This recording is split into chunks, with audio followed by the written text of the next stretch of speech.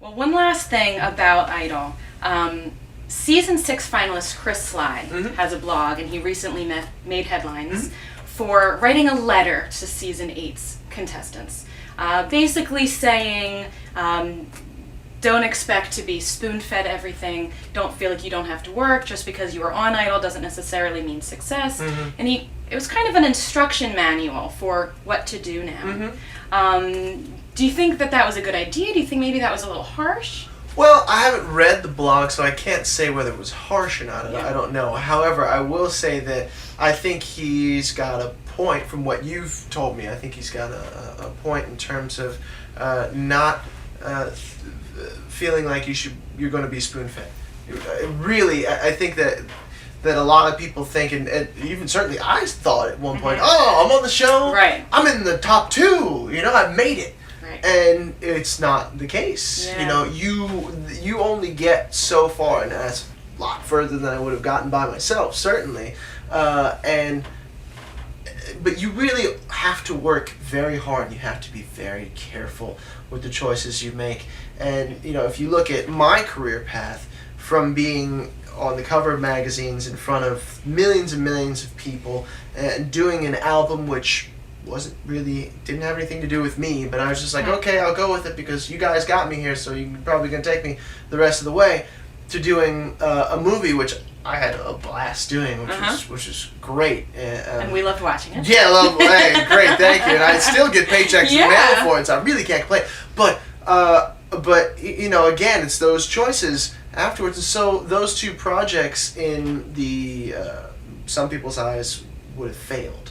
And yet here I am 7 years later, still working, still doing what I love to do, successful and respected in the industry for what I do. And yet that has been born from hard work, from completely dropping off the face of the earth, in terms of the showbiz earth anyway, to then working my way back in, having to overcome the preconceived notions of who I am and who Idol made me and all this other stuff. And so, really it is a lot of hard work. I'd say now they have it easier than we did because the machine is more well oiled. Okay. And makes a lot of you sense. can parlay. People know what to expect on American Idol, and watching other people's careers, you know what to expect after American Idol. And if you don't keep your face out there with something positive, you'll just fall by the wayside. It's like farming. It's like this field is, you get this crop, and then next season it's over here. And if you do not keep up, and if you don't put out good music and just keep promoting yourself, please promote yourself. Yeah. No one will do it for you. And that was basically Chris's message: is that you have to work, you have to do the job. This is a money-driven industry, Yeah. and if you are not bringing people money, then they're going to move on to something else that is. Yeah. Really, at the end of the day, I mean, I hate to make it so heartless, but this is a business. It's not show friendship, it's not show fun time, it's show business. And so really, that portion of his advice, I think, was good. Yeah. Yeah. Well, you seem to have made quite a niche for yourself.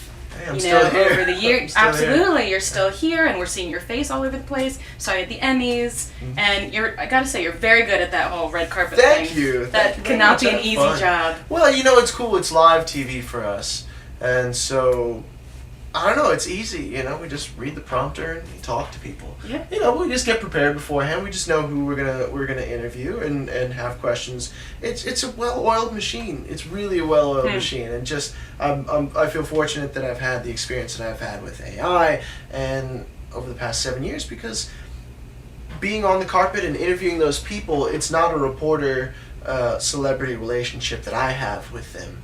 It is sort of like, oh, the celebrity comes up to me and it's like, oh, okay, yeah, they recognize me. Maybe they feel a little more comfortable with me because I'm not, trying to find out what they ate for dinner last night. You know what I mean? Like, or tabloidy type stuff. And so it's really fun, and I'm fortunate that I'm going to be working with TV Guide for the rest of the award season as well. So. Will we see you next year on the Idol wrap-up shows? Yeah, you know what? They're still in negotiations with Fremantle for that, but If it's there, I should be there. Yeah. Great. Yeah. All right. Well, my last couple questions Go for it. are just rapid fire. Boom. You know, first do thing it. you think of. First of all, what's your favorite flavor of ice cream? Oh man, Rocky Road. All right. Love Any brand? Baskin Robbins. Okay. But I went into a Baskin Robbins like 3 days ago and they didn't have any. Shame on you, Baskin. We'll find one for you. Thank you. Favorite movie? Whoa. Oh, jeez. Favorite movie?